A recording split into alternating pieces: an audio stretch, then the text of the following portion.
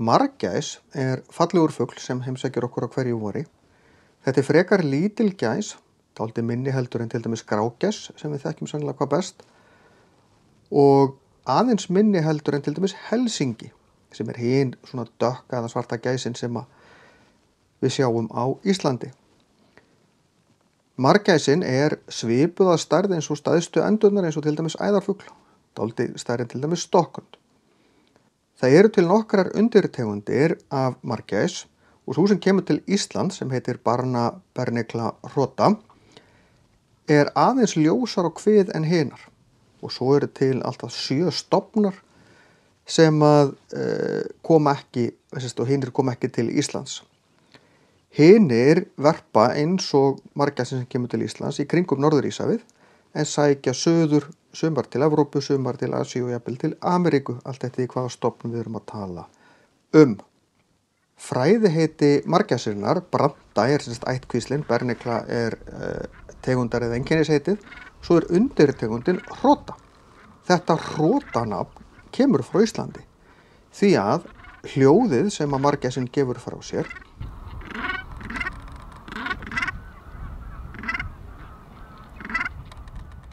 líkist svona skrýtnum rótum getum við sagt og það ástæðan fyrir þessu nafni.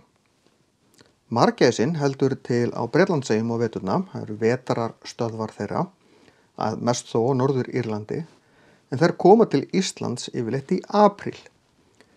Flugið sem um 1400 kílómetrar tekur þær yfirleitt innan við sólarhring eitthvað svoleiðis, en þær koma til Íslands til þess að safna orku, borða, því að svo þurfa þær að fljúga til Norður Kanada, til heimskautseyja Kanada og það eru 2–3.000 kílómetrar. Margæsir þær lifa í 20–25 ár og á þeim tíma eru þær búnar að fljúga yfir 200.000 kílómetra. En það einhvers staðar í kringum 5 hringir í kringum jörðina, jafnvel meira ef þær lifa lengur en þetta.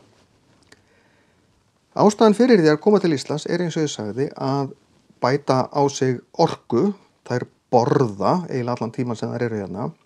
Þær borða marhálm, sjávarfitjung, ýmsa grænþörunga, marjusund og fleira sem þær finna í fjörunni og gras á túnum. Þegar þær koma þá eru þær mjög svangar og sækja mest í fjörurnar fyrst. Það bæða því að það svona orku mesta fæðan fyrir þær og grasið á túnunum í apríl ekkert orðið svo grænt. En eftir því sem að líður á þá fara þær að sækja meira í túnin. Á Íslandi halda þær mest til í kringum Faxaflóann og aðeins við Breiðafjörðinn líka, en eru langmest áberandi yfirleitt á Álftanesinu. Þann tíma sem þær eru á Íslandi þá bæta þær við sig meira en hálfu kílói og það eða yfir 50% af þyngd þeirra. Það eins og 100 kílóa maður myndi þyngjast kringum 50 kíló á nokkrum vikum. Þær éta 20 tonna af mat og skíta liggur við öðru eins, en þær skilja eftir sig nokkra 20 tonna af skít. Þegar þær eru búnar að bæta vel á sig og rétt veðurskilyrði birtast, að þá fljúga þær áfram til Grænlands og þaðan til Kanada. Einhverjar verpa kannski á Grænlandi en flestar verpa þær á Íshafseyjum Kanada. Þegar þær koma þangað halda þær aðeins áfram að éta, en eftir þær byrja að verpa þá éta þær ekkert. Ekki kvenfuglarnir sem liggja á allavega. Verpa 3–5 eggjum og liggja á í það bil mánuð. Verpa yfirleitt miðjan júní og ungarnir klekjast svo út í miðjan júlí. Þeir orðnir fleygir miðjan ágúst, þá koma þær aftur til Íslands, yfirleitt ekki eins sýnilegar hérna á höfuðborgarsvæðinu þá, því þær halda meira til á Mýrunum. Það til dæmis annað Álftanes á Mýrunum það sem þær halda mikið til. Safna smá orku í viðbót og þá ungarnir náttúrulega með og síðan halda þær aftur til vetrarstöðvana á Bretlandseyjum.